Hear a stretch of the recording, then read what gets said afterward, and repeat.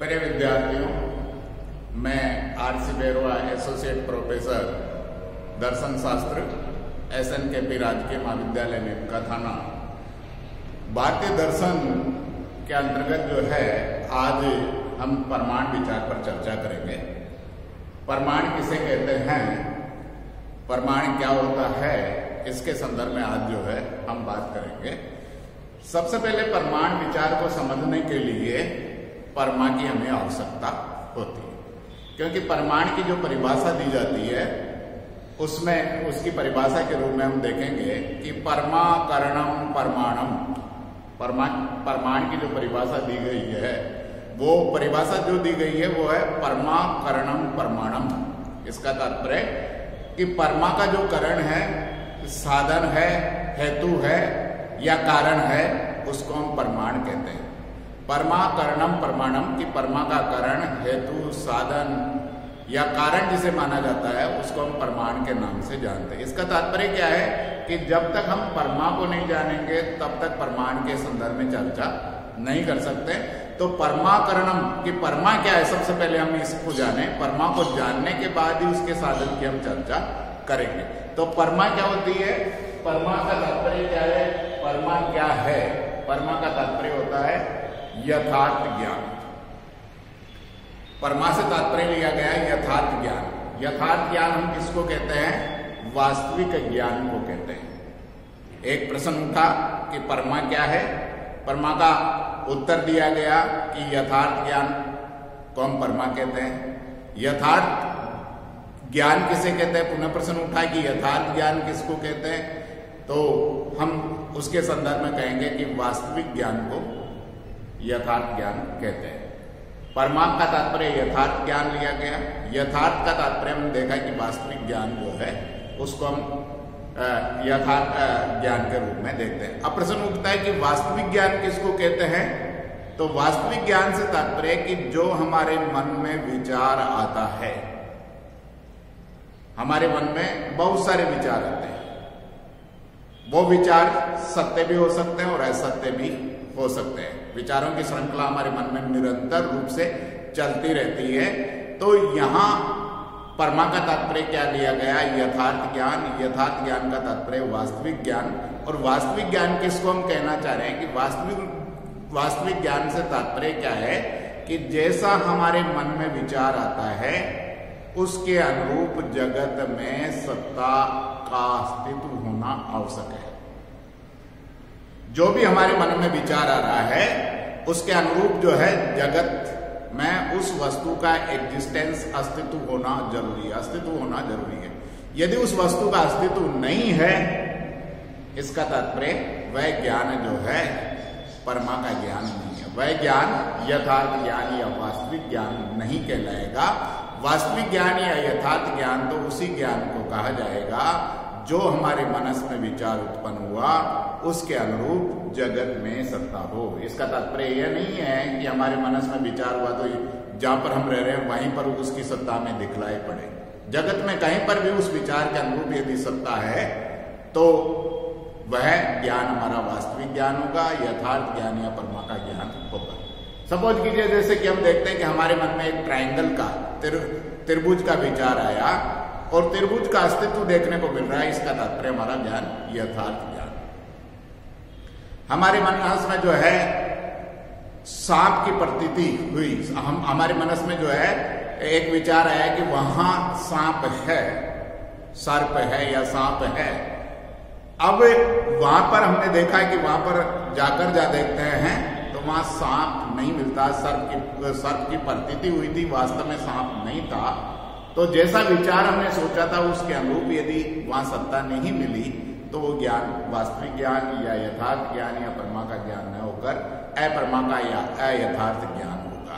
अर्थात जैसा हम सोच रहे हैं उसके अनुरूप वास्तविक सत्ता जो है उसके अनुरूप जो है वस्तु का एग्जिस्टेंस होना चाहिए, अस्तित्ववान होनी चाहिए, तभी हम उस ज्ञान को परमा का ज्ञान, यथार्थ ज्ञान या वास्तविक ज्ञान कहते हैं। तो वास्तविक ज्ञान का तात्पर्य हमारे मनस या विचार के अनुरूप जो है जगत में सत्ता का होना वास्तविक ज्ञान होता है। अब देखिए कि वास्तविक ज्ञान या परमा का ज्ञान की बात हम कर रहे हैं कि परमा का ज्ञान है, वास्तविक ज्ञान है। इस ज्ञान को हम कैसे जानेंगे कि ये ज्ञान वास्तविक ज्ञान है, ये ज्ञान परमा का ज्ञान है। इसलिए परमा के ज्ञान को सिद्ध करने के लिए हमें किसकी आवश्यकता पड़ती है? प्रमाण की आवश्यकता पड़ती है। अब प्रमाण किसे कहते हैं? प्रमाण की परिभाषा मैंने दी थी कि परमा करणम प्रमाणम, परमा करणम प्रमाणम। परमा का जो करण है उसे हम प्रमाण कहते हैं। तो परमा से तात्पर्य क्या लिया गया? यथार्थ ज्ञान। सबसे पहले हम ये भी देख लें कि ज्ञान किसको कहते हैं। ज्ञान से तात्पर्य क्या है? हम चर्चा करते हैं कि ज्ञान की प्राप्ति करेंगे या ज्ञान को जानेंगे, तो सबसे पहले हमें ये जानना होगा कि ज्ञान किसे कहते हैं। तो ज्ञान से ज्ञान की उत्पत्ति कैसे होती है? ज्ञान क्या है? देखिए, ज्ञाता और ज्ञेय, ये दो चीजें हैं। एक ज्ञाता है जो जानने का जिज्ञासु है, जानने को तत्पर रहता है, वो ज्ञाता कहलाएगा। और एक है ज्ञान की वस्तु, ज्ञान के विषय, ज्ञान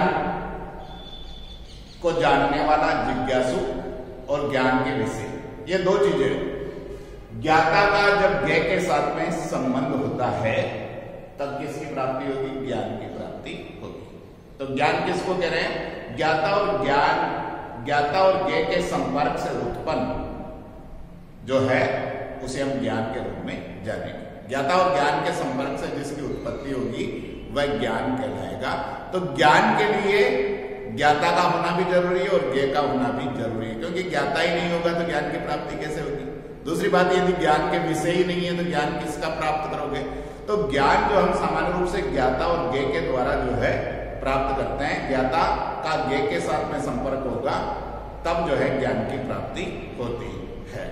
तो ज्ञान जो है जिसे हम परमा के रूप में देख रहे हैं, यथार्थ ज्ञान के रूप में देख रहे हैं कि यथार्थ ज्ञान की प्राप्ति, यथार्थ ज्ञान जो है, जो वास्तविक ज्ञान है, हमारे मनस के अनुरूप जो ज्ञान होता है उसको हम यथार्थ ज्ञान कहते हैं। तो यथार्थ ज्ञान को हम जाने कैसे? यथार्थ ज्ञान को जानने के साधन क्या है उसे हम प्रमाण के रूप में जानते हैं कि यथार्थ ज्ञान के जानने के साधन को हम क्या कहते हैं? प्रमाण कहते हैं। और प्रमाण की जो परिभाषा दी गई है वो परिभाषा दी गई थी परमा करणम प्रमाणम। करण का तात्पर्य होता है साधन या हेतु।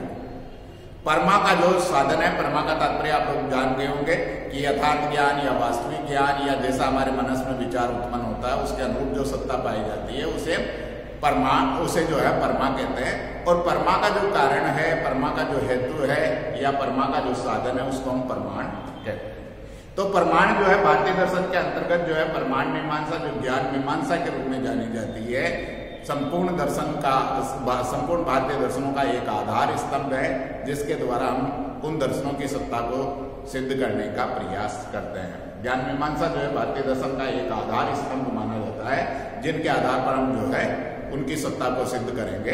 तो यहाँ ज्ञान मीमांसा में सबसे महत्वपूर्ण जो है कि प्रमाण क्या होता है और भारतीय दर्शन के अंतर्गत कितने प्रमाण माने गए, प्रमाण क्या है और भारतीय दर्शन के अंतर्गत जो है कितने प्रमाण माने गए उसके संदर्भ में जो है देखने को मिलेगा।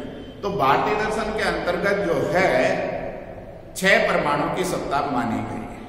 भारतीय दर्शन जो है 6 परमाणु की, जैसा कि हम जानते हैं कि भारतीय दर्शन में 9 दर्शन है। चारवाक से लेकर जो है वेदांत दर्शन तक की हम बात करते हैं कि चारवाक है, जैन है, बौद्ध है, न्यायी है, वैशेषिक है, सांख्य है, योग है, मीमांसा है और वेदांत, ये 9 दर्शन है। और प्रत्येक भारतीय दर्शन जो है ज्ञान मीमांसा के आधार पर ही अपने सिद्धांतों का प्रतिपादन करता है। तो भारतीय दर्शन के अंतर्गत जो है 6 प्रमाण माने गए। यद्यपि पुराणों के संदर्भ में बात करेंगे तो 8 प्रमाणों की भी बात देखने को मिलती है।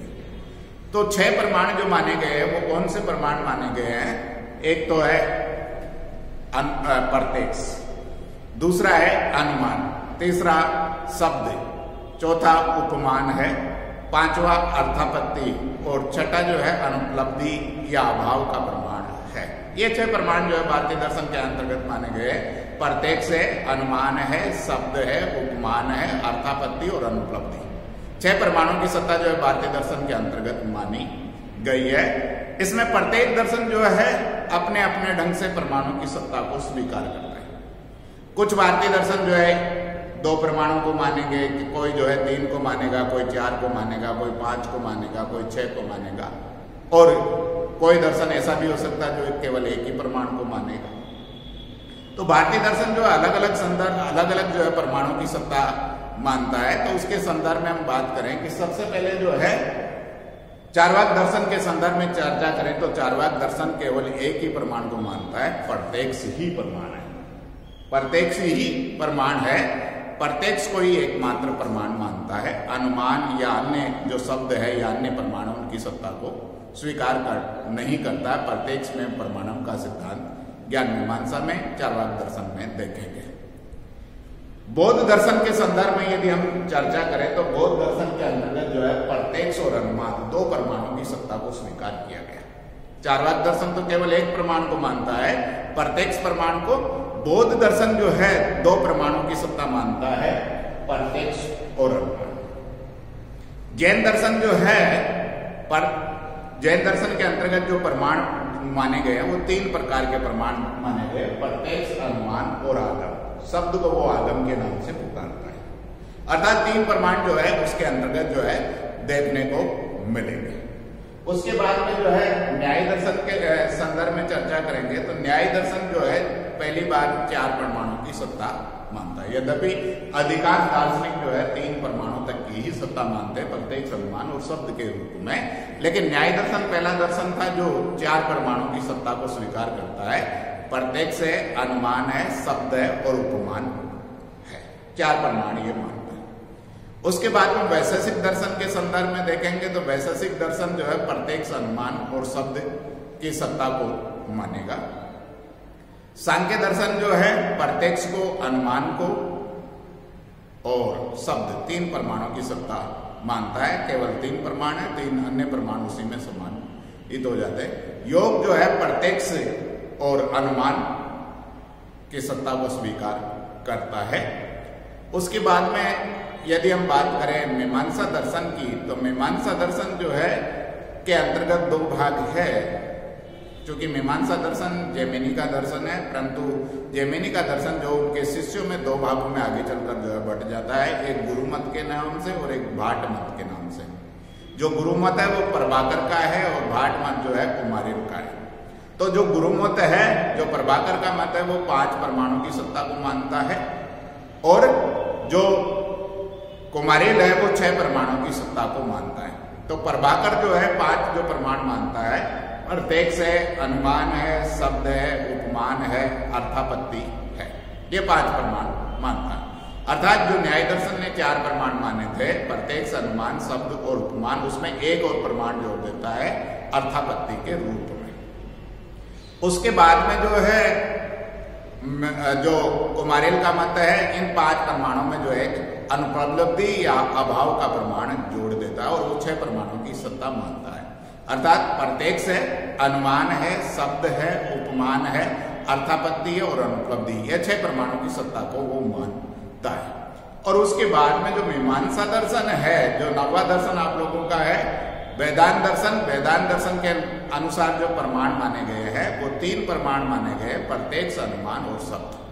तो भारतीय दर्शन के अंतर्गत जो है प्रमाण के संदर्भ में हमने देखा कि प्रत्येक भारतीय दर्शन जो है अपने अपने ढंग से परमाणु का विवेचन करता है, परमाणु की सत्ता को मानता है, अपने ज्ञान के सिद्धांत को सिद्ध करता है। कोई 1 प्रमाण के द्वारा सिद्ध करेगा, कोई जो है 2 परमाणु के द्वारा, कुछ जो है 3 परमाणु के द्वारा, कुछ दार्शनिक जो है 4 परमाणु के द्वारा, और मीमांसा में 5 और 6 प्रमाण माने गए। अधिकांश दार्शनिक 2 या 3 परमाणु को मानते हैं, लेकिन मीमांसा जो है 5 परमाणु और 6 परमाणु को मानता है। और चार्वाक दर्शन एक ऐसा दर्शन है जो केवल एक ही परमाणु को मानता है। तो ये परमाणु के बारे में एक संक्षिप्त परिचय आप लोगों को मैंने जो है इस वीडियो में बतलाने का प्रयास किया। अगले वीडियो में जो है विस्तृत रूप से हम चर्चा इसकी करेंगे। तो आप लोग जो है नियमित रूप से जो है ये पार्ट फर्स्ट के विद्यार्थी हैं। दर्शन आप लोगों को थोड़ा सा कठिन जैसा लगता होगा, परंतु कठिन नहीं है। कठिन हम तभी समझेंगे जब तक उसके साथ में जुड़ने का प्रयास नहीं करेंगे। जब हम उस विषय के साथ में जुड़ेंगे तो निश्चित रूप से हमें धीरे धीरे वो चीजें आसानी से समझ में आ जाती है। एक फोबिया बना लेना, एक जो है भ्रांति बना लेना कि ये विषय हमारे समझ में ही नहीं आएगा, ऐसा नहीं है। ये हम बहुत आसानी से, बहुत सरलता के साथ में हम इसको समझ सकते हैं, परंतु उसके लिए हमें क्या करना पड़ेगा, उस विषय के साथ में जुड़ना पड़ेगा। किसके साथ में? विषय के साथ में मन से जुड़ना पड़ेगा। यदि आपका मन उस विषय के साथ में नहीं है तो हम जो है कितना भी प्रयास करें हम उस विषय को समझ ही नहीं सकते।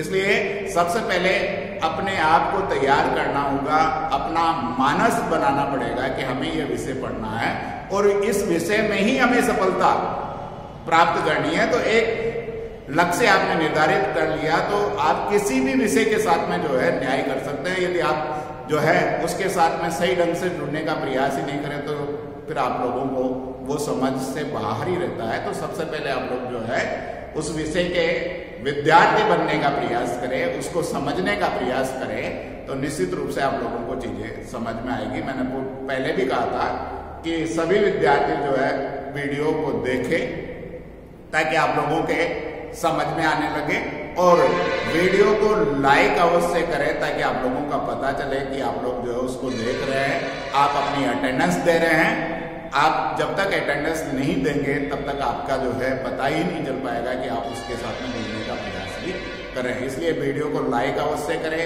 सब्सक्राइब करने का प्रयास करें। अपने मित्र जो कि इस ग्रुप से नहीं जुड़े हुए हैं उन मित्रों को भी इसमें जोड़ने का प्रयास करें। धन्यवाद।